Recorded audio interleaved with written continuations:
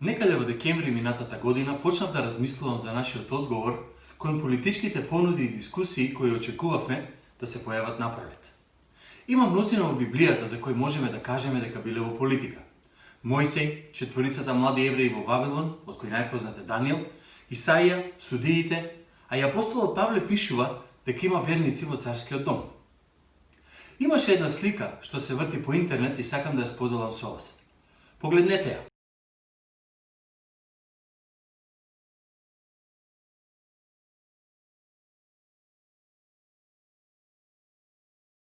Многумина денес се чувствуваат така.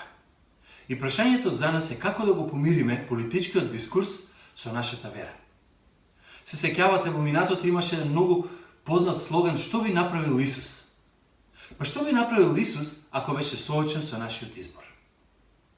Ајде заедно да го разгледаме познатиот текст од Евангелието според Марко, 12 глава 13 до 17 стих. Ајде да го прочитаме. Потоа испратија кај Исус некои од фарисеите и од иродовците, за да го фатат да каже нешто за што ќе можат да го обвинат. Доаѓајќи кај него му го рекоа следново: "Учителе, знаеме дека си чесен, дека не си пристрасен спрема никого и дека на луѓето им ја кажуваш вистината за Божиот пат. Кажи ми, право ли е да му плаќаме данок на римскиот император или не?" Исус го прозре нивното лукавство па им одговори: "Зошто сакате да ми поставите стапица? Дајте ми еден римски денари да го видам." Кога му подадоа, тој ги запраша: "Чиј лик и име се втиснати на парава?" На императорот му одговорија: "Тие." Тогаш Исус им рече: "Дајте му го на императорот тоа што му припаѓа на императорот, а на Бога тоа што му припаѓа на Бога." Која е политиката на Исус? Прашањето е поставено на начин на кој Исус, сметаат тие, треба да заземе страна што ќе го дефинира каков е. Ке се сетите дека Исус еднаш порано се соочи и требаше да даде тежок одговор во дебата меѓу фарисеите и садукеите. Фарисеите и садукеите беа од двете страни на теолошкиот спектар. И прашањето тогаш беше: има ли воскресение на мртвите или нема? Сега, тука имаме две страни од политичкиот спектар во Израел: иродијанци и фарисеи. Иродијанците се за римјаните, фарисеите не се. Затоа двете спротивставени партии расправаат со него и велат: "Кажи ни на која страна си, кои ти се твоите политички уверувања?" Исто како денес. Во Македонија те прашуваат во која партија си. Уште ќе те прашаат: "Па добро, ако си верник, за која партија ќе гласаш?" Уште полошо: "Како смееш да гласаш за овие или за оние?" Па тогаш, која е христијанската партија? Хајде да видиме како Исус одговара на ова прашање. И ќе ве охрабрам сите кои сакате да истражувате повеќе, да ги погледнете коментарите на Новиот Завет, може да ги најдете на интернет на Дон Карсон, Вейн Грудем, Енти Райт и евентуално етиката на Кристијан Гајслер и Џон Фајнберг, од кој всушност е најголемиот дел од она што денес ви го пренесува. Ајде да го видиме текстот. Прашањето е поврзано со револуција. И данокот за кој зборува не е некој општ данок. Дискусијата е за еден многу конкретен специфичен данок. Тој беше 1 денариус по глава на жител на година. Еднодневна заработувачка за секој човек еднаш годишно. И уште при воведувањето, историјата ни кажува дека имало бунт. Ова не било ДДВ, не било данок на добивка или слично, туку било данок кој го плаќаш за привилегијата да бидеш поданик на Цезарот. Сега, 25 години пред оваа случка, кога е воспоставен овој данок, се подигнал бунт. Водачот на бунтот бил еден човек по име Јуда Галилеецот. Кога дигнал бунт, тој побарал од евреите всушност да направат 3 работи. Прво ги повикал сите да не плаќаат данок, второ со група на оружени бунтовници влегол во храмот, го исчистил, ги избркал сите од внатре, особено трговците и тугинците. И трето, рекол: "Од сега нека Бог стане наш цар. Нема човек да владее над нас. Ке ставиме крај на потлаченоста, на неправдата. Ке го воспоставиме Божиото царство." Сега, тој бил фатен, мачен и убиен. 25 години подоцна, гледате што се случува. Целото учење на Исус е поврзано со Божиото царство. Тој зборува за тоа со години, уште од својата прва проповед. Второ, го исчисти храмот. И затоа сега почнуваат прашањата. Тие всушност му велат: "Сега ти фали само уште едно нешто, за да тргнеме во бунт. Што мислиш за данокот?"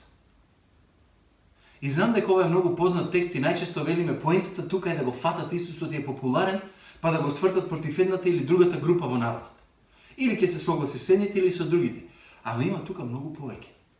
Прашањето всушност овде е дали си ти револуционер? Ке дигаш ли револуција? Ти го ичисти храмот, зборуваш за Божјото царство, ти остана само третото. Да плаќаме ли данок или да се дигнеме на востание. И замката е многу повеќе отколку да стане омразен од некој. Ако каже не плаќајте, ќе избие вооружен судир и римјаните ќе ги изгазат. Ако каже да, плаќајте, тогаш сите кои го слушале дека зборува за небесното царство ќе знаат дека всушност е измамник.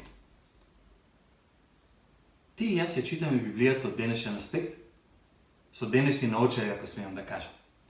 Што е првото што ви паѓа на ум кога ќе ви текне и кога ќе чуете Божјо царство? Нешто духовно? Или ви текнува на вистински цар кој седи на вистински престол со вистинска круна и има вистински поданици? За нас од денешен аспект најчесто е првото. Велиме Бог живее во моето срце, ми дава мир, тој е мојот цар, јас живеам во неговото царство тука на земјата сега во моментот. Во времето на просветителството, за оние од вас кои учеле марксизам на времето, ќе се сетите дека Емануел Кант е првиот кој вели дека религијата треба да е нешто лично, интимно, што нема врска со секојдневието и со јавниот живот. До тој момент верата и религијата биле поврзани и биле дел од она што те прави тебе ти, од твојот секојдневен живот. И затоа, кога Исус зборува за Божјото царство и цитира пророци, тој не зборува само за духовните работи. Туку дека тоа царство ќе ги поништи страдањето, неправдата, маките, нечестноста, вистински ќе го реши гладот. Тој телесен глад, не само духовен. Вратете се на првата проповед на Исус во Лука 4 глава, 18 и 19 стих. Видете што пишува таму. Исус им цитира од Исаја. Вели да им проповедам на сиромасите, да им проповедам слобода на заробените, да ја проповедам годината Господова, да зборувам за царството Негово. И сега, ако кажеше не, јас не сум револуционер, плаќајте си данок, седете си мирно, имајте мир само во срцето, ќе рече ти си лажко. Ако каже не, немој да плаќаш, римјаните ќе го згазеа. Значи Исус ја врти работата и го поставува прашањето дали со револуција можеш да го донесеш Божјото царство. Кога политичар ќе добие тешко прашање, едноставно не го одговара. Кога политичар лаже или не одговара, јас барем, а и ти верувам збеснуваме. Ама кога Исус одговори, овде прочитате во самиот текст, вели дека сите беа восхитени или во некои преводи зачудени. А чудно е, од Исус не им го одговори прашањето, а сепак го одговори на начин кој е од денешен аспект шокантен. Ајде да видиме каква е реакцијата на Исус. Еден автор христијански, Тим Келер, вели дека Исус не сака да биде вовлечен во расправија, каде што ќе треба да даде одговор на туѓи провокации. Тој не сака да користи политика за да ги упростува работите, не дозволува некој да биде равнодушен политички, ниту пак дозволува некој да каже политички јас сум посупериорен. И мислам дека ова треба да биде поука и за нас. Забележете како е прашањето поставено, и то два пати. Дали да му плаќаме данок на царот? Да или не? Биди јасен, или црно, или бело. Ова е ситуација во која Исус не кажа да или не. Во однос на спасението, сите работи Исус ги објасни јасно, чисто, да нема никакво недоразбирање. Ама кога Исус треба да го објасни нашиот однос кон државата, кон политиката, едноставно да или не врши работа. Исус вели дека треба да има балансиран одговор. Од една страна го прифаќа тоа што е на парата, но од друга страна го отфрла. Исус не сакаше да даде прост одговор на тешко прашање. И која е тука поуката за мене и за тебе? Да не му правиме на Исус нешто што тој самиот не сака да го направи. Да не го врзуваме Исус за една или друга политичка партија, опција или нечија си платформа. Замислете си изјава од типот Исус е за таа партија, но не е за таа. Верните треба да гласаат за, вие дополнете. Од негативен аспект. Како може верник со мозок да гласа за ово или они? Сметам дека тоа не е во ред, бидејќи Исус тоа никаде не го бара од нас. Ајде да ви дадам еден скопски пример. ама да го направиме идеален. Замислете дека има партија во Скопје која може 100% да гарантира дека во Ново Лисиче, кај што веќе живеам, нема веќе да се пали ѓубре и нема зимно време да смрти. Ако сум 100% сигурен дека ќе го исполни ветеното, јас ќе гласам за неа. Истовремено, ако партијата од другата страна може да гарантира 100% повторно идеално, дека секое лице помеѓу 18 до 25 години може да добие вработување кога сака, верувам дека мнозина ќе гласаат за таа опција. Кој е во право? Јас мислам двете страни. Што мислите за која партија ќе биде Исус? За таа што го чува неговото создание, го интересира екологија, или за таа што ќе им даде достоинство на неговите созданија, за тоа што ќе им даде работа? Гледате дека не е едноставно. Исус тука вели дека не смееме да го мешаме Бог и царот. Оти тоа не смее да се случи. И еве што прави, да се вратиме на нашиот текст. Бара денариус. За тие пари знаеме многу ги има во изобилие. И додека проучував, гледав на интернет, и ако сакате, ако имате доволно пари, може да си купите.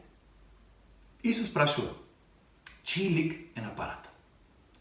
Очигледно на Цезарот Тиберија. А што пишува? Погледнете на сликата. Однапред пишува Тиберија, Цезар, син на богот Август. Од задната страна е ликот на мајка му Лиција, за која пишува Понтиф Максимус. Или на нашки врховен првосвештеник. Што вели за парата? Прво вели дај му го на Цезар или на императорот тоа што е него. И прашува тука чија слика, односно ако погледнете грчкиот, буквално чија икона вика е на парата. И ти одговараат на императорот, на Цезар. Добро, ај плаќите данок, така вели? Не. Нити па вели срамота, немојте да давате ниту да земате пари од овој идолопоклоник. Не вели ниту така. Тој вели дај му го на царот, царевото на Бог, Божето, дај му го на царот тоа, чија слика е врз него. Тоа се неговите пари, буквално. Тибери ги исковал од своето собствено богатство. Ама дај му го на Бог тоа што има неговата слика. Тоа си ти. И овде за прв пат, велат историчарите, се појавува таа идеја за ограничена власт. До овој момент дури евреите сметаа дека управителот е поставен од Бог, дека има божествен авторитет и никој не може да го постави тоа под знак прашалник. Дури тоа го прави и безбожниците. Сетете се на Сенахериб, кој праќа порака до Езекија и му вели: зарем Бог не ме постави на ова место и не ми даде да ве поробам? Секој цар, управител, властелин до овој момент, па и подоцна, секоја власт, секој цар вика: Бог ме избра, затоа јас владеам. Некој отида до таму па рекоа: јас сум самиот Бог. Сега Исус вели ниту една власт нема право на такво почитување. Дајте му го на императорот тоа што говора. Парите, негови се, ама вашето обожување, вашата приврзаност не се за човек, туку се за Бог. Дај му го на императорот тоа што го бара системот. Ама немој да го прифатиш целиот систем кој што бара од тебе целосна покорност. И мислам дека од тука доаѓа проблемот на верникот и политичката припадност. Како да кажам, до овде се согласувам со мојата партија, а од тука не. Кога секоја партија бара се или ништо. Во минатото царот, денес партијата бара да се над се и никој да не може да им суди за постапките. А Господ Исус вели тоа не можеш и не смееш да го дадеш. Што им каже Исус? Да плаќаат или да дигнат бунт? Од една страна ни едното ни другото. Од друга страна им кажа да ги прават двете. Тоа што Исус рече дека царот не може да го добие тоа што е Божјо, беше револуционерно. Ама никој не можеше да каже дека Исус забранил плаќање данок. Поентата на Исус е дека Исус Галилеецот спрема револуција, ама поинаква од таа на Јуда Галилеецот. Да, ќе има револуција, вели Исус. Да, храмот ќе се исчисти, ама не на начин на кој вие мислите. И затоа беа восхитени. Оти вели, јас сум револуционерен во известна смисла, ама не онаков како што сте виделе порано. Сега, имаше две групи со кои Исус се судри кога кажа на царот царевото. Од една страна беа тие што се нарекуваа есени. Мислам дека сте чуле за нив. Евреи кои со неправдата, корупцијата, потлаченоста се справија со изолација. Верувам дека сте слушнале за свитоците од Мртвото море. Есените биле тие што ги препишувале. И нивната идеја беше оваа: овој свет е хаос, ние ќе си направиме своја комуна, каде што се ќе биде според писмото, според словото. Ако сакате, ќе одиме во манастир. Исус вели: не. Мора да му го дадете тоа што е на царот. Исус не дозволува ние како верни да се исклучиме од системот и да се правиме дека не сме дел од него. Ама другата група беше спротивна од овие, зелотите. Тие беа милитанти кои велеа ќе дигнеме бунт. И за нив Исус вика: не така. Всушност Исус вели дека светот и државата не можат да се сменат само и исклучиво преку политика. Политичкиот процес не може да биде замена за волјата на Бог. Има Божјо царство, вели Исус, ама не на начин на кој мислите. Исус како да вели: немам јас тесна политичка програма, ама пошироко го носам Божјото царство кое ќе се справи со вистинската глад, вистинските болести, вистинската скршеност, вистинската корупција. Ќе биде сето тоа, ќе се случи. Погледнете кои се најмокните организации денеска за помош по светот. Христијанските.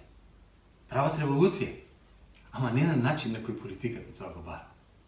Како може да се случи ваква револуција? Одговорот Марко го дава во самиот текст во 15 стих. Донесете ми денариус, вели. И толку пати сме го читали овој текст што мислам не сваќаме зашто зборува. И затоа ве молам, внимавајте да не ви избега. Гледаме двајца луѓе, Тибери и Исус. Двајцата тврдат: јас сум цар. Двајцата тврдат: јас сум син Божи. Двајцата тврдат: јас сум првосвештеник. Ама двајцата се страшно различни. Тибери ги има сите пари на светот. А другиот нема ни една дневница. Бара друг да му даде пара. Денариусот не беа големи пари, веќе го реков тоа. Најниска дневна плата. А Исус нема ни една дневница. Исус вели: јас сум цар без скршена пара. Кога Исус вели: јас сум царот, сега не Цезар, не императорот, јас го носам царството, не императорот, тој не вели: јас ќе го заменам императорот и ќе бидам нова власт, бидејќи јас сум подобра власт од Цезар. Тој вика: не, јас сум сосема спротивен. Јас сум цар без пари, јас сум цар без куќа. Се сеќавате што вели на едно место: и птиците и лисиците имаат гнезда и дудла, а јас немам каде да ја положам главата. Овој цар не носи подобро царство. Овој цар носи сосема друга идеја, концепт на царство. Не носи политички проглас, не носи ветувања. И шокантно е што неговата револуција се бори против самиот бунт и револт. Да ве потсетам на овие немири што се случуваат сега во САД. Луѓе со кршење на законот сакаат да се борат за постигање да се почитува законот. Лудо, нели? А што значи тоа дека овој цар е сиромав? Зошто нема ништо? Глуми? Се прави нешто што не е. И мислам дека најдобар начин да се разбере разликата помеѓу Божјото царство и царството на овој свет е да се вратиме во Лука во 6 глава. Еве што вели Исус.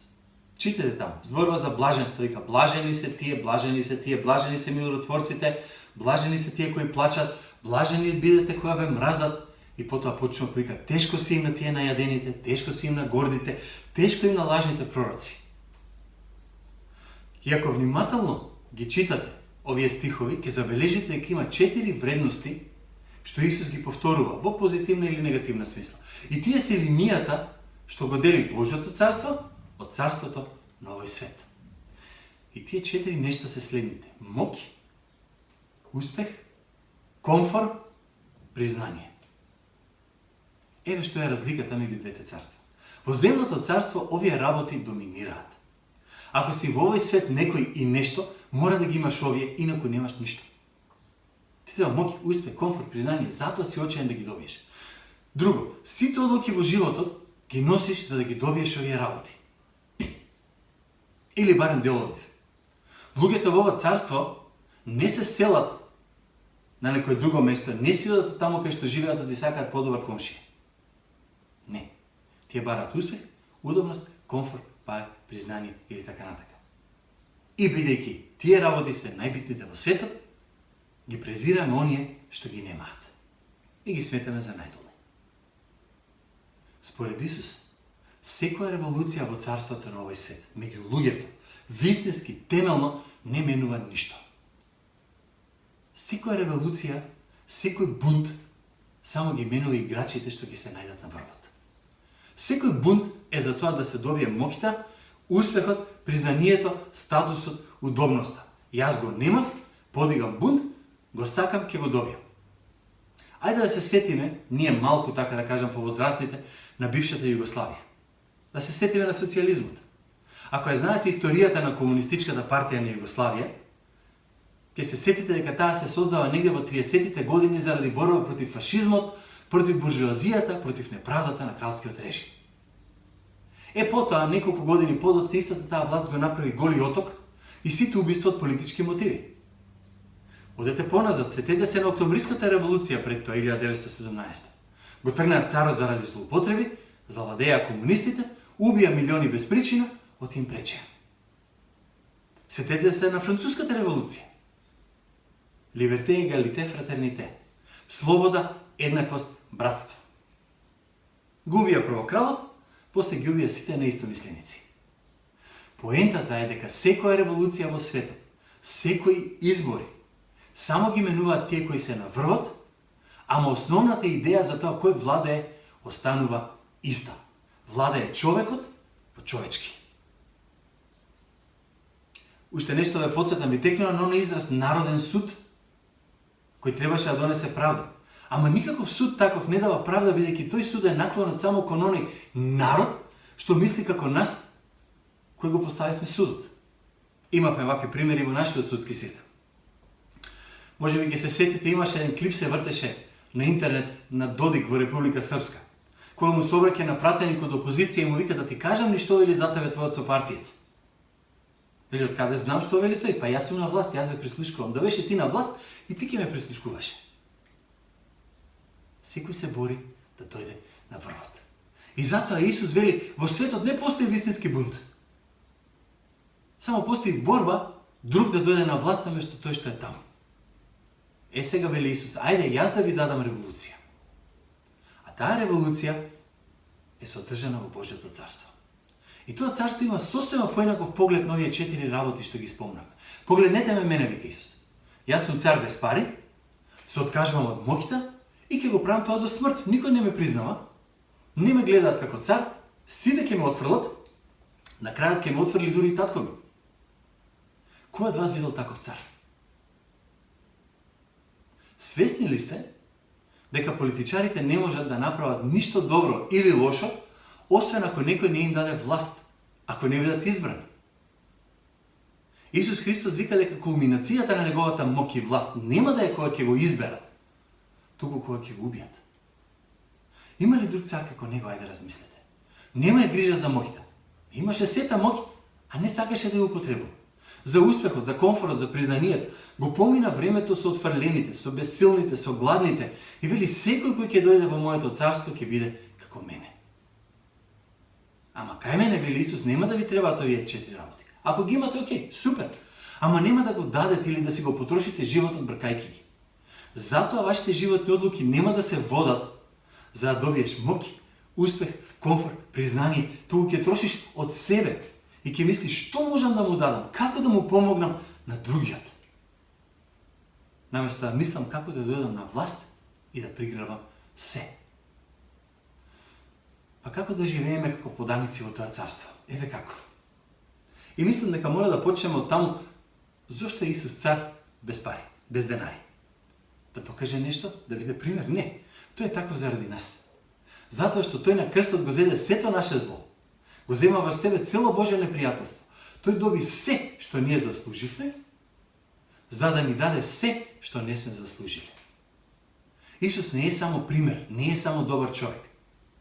Тој стана цар без пари, без ништо, заради тебе, заради мене и заради тоа што тој го направи, Бог сега ќе не прими во неговото царство и ќе ни даде се. Само тогаш ќе можеме ти и јас да ги љубиме луѓето во светот пожртвувано. И тогаш нема да е поентата дали само фино се чувствувам внатре, туку ќе го покажам тој мирот внатре и ќе го живеам за другите. И Бог таткото ќе види тој што ќе ни даде силата за тоа.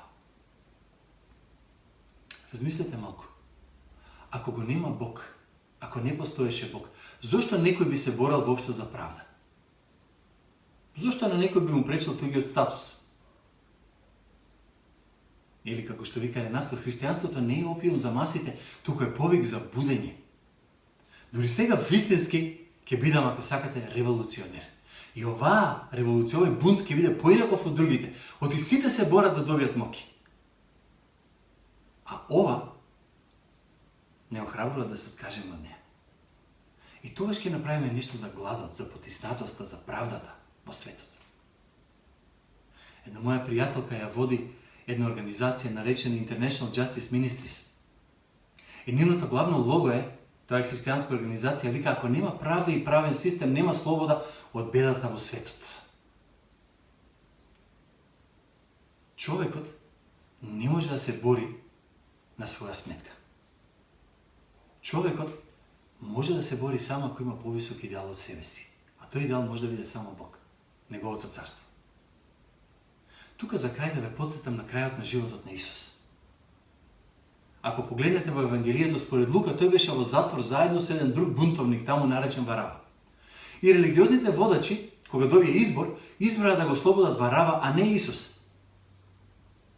И мислам дека тоа го направија затоа што Варава беше помала закана.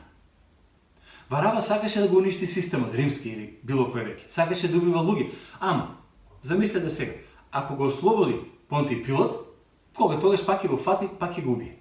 Најмногу што може да направи, пак кога ќе оди на слобода, е да собере луѓе околу себе, да дигне бунт и да умре. Ама кажете ми како ќе го заплете Исус? Го фатија, евреите мислеа дека ќе го убијат. Го закова на крст, умре.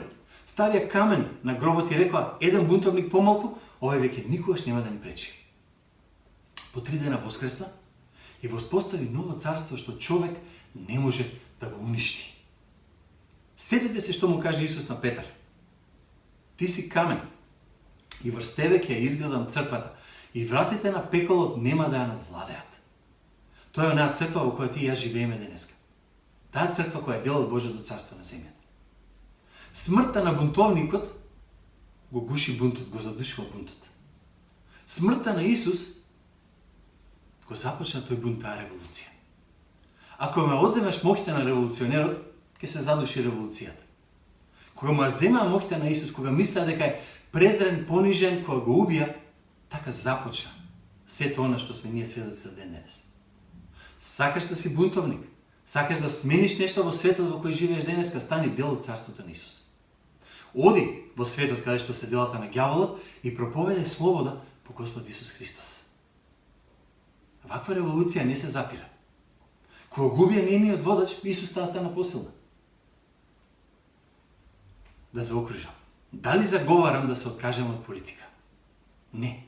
Самиот Исус е против она што сака нека биде јасно си верник. Самиот Исус е против или си ваков или си онаков, тоа политичко поедноставување.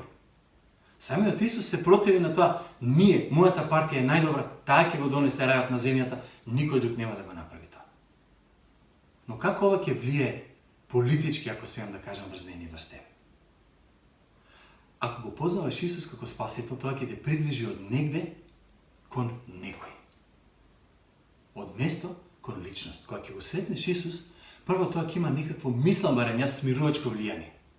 Ке можеш да погледнеш другата политичка странка што мисли поинако од тебе, ама не преку нишане. Жално е што во политичкиот разговор денеска на секоја дебата луѓето цело време се плукаат еден со друг. Ке ти биде јасно дека непријателот е во мене, а не во другиот. Ова не бара од нас да бараме златна средина, бидејќи по некоја дефиниција, тој што е центрист во политиката, тој нема надеж. Па барем нека нештата останат какви што се. А ние имаме надеж. Евангелието ни дава надеж. Значи не можам да бидам само тука, да живеам само за мене. Треба да живеам за другите. Јас знам дека во мене не е се во ред. Исто како што и во другиот не е се во ред. И морам да најдам начин да живеам со тоа, а не да се гледам преку нишан. Второ, мислам дека ќе станеме уште по-политички ангажирани. И тоа на овој начин. Се вели дека христијанството е идеализам, ама не е вистина. Верникот е најголемиот реалист. Се сеќавате на Исус, во овој живот ќе имате маки. Евангелието покажува дека јас и ти сме дел од целиот проблем во овој свет. Ние знаеме да кажеме македончето не можеш да го смениш. А што што значи тоа, дека сме французи или англичани? А ако те смени Евангелието, проблемот ќе почнеш да го решаваш од себе си, па кон другите. Тогаш ќе соработувам со другиот, ќе барам заеднички јазик за вистинските проблеми кои се од кај мене и од кај тебе. Знам дека е идеално, ама тоа е единствениот начин да гледаме на стварите. Единствено оној што е самоправеден вели оние таму се лоши, овие тука се добри. Тие се проблемот. Исус вика не, почни од себе си. Да почнам од мене. Исус почна од себе си. Тој го плати оно што требаше да го платиш ти. Сега ти биди спремен да платиш за друг. За да бидеш дел од таа промена или револуција, ако сакате. За кого да гласам? За оној кој ќе ми даде можност да му го дадам на царот царевото и на Бога да му го дадам Божјето. Довидување.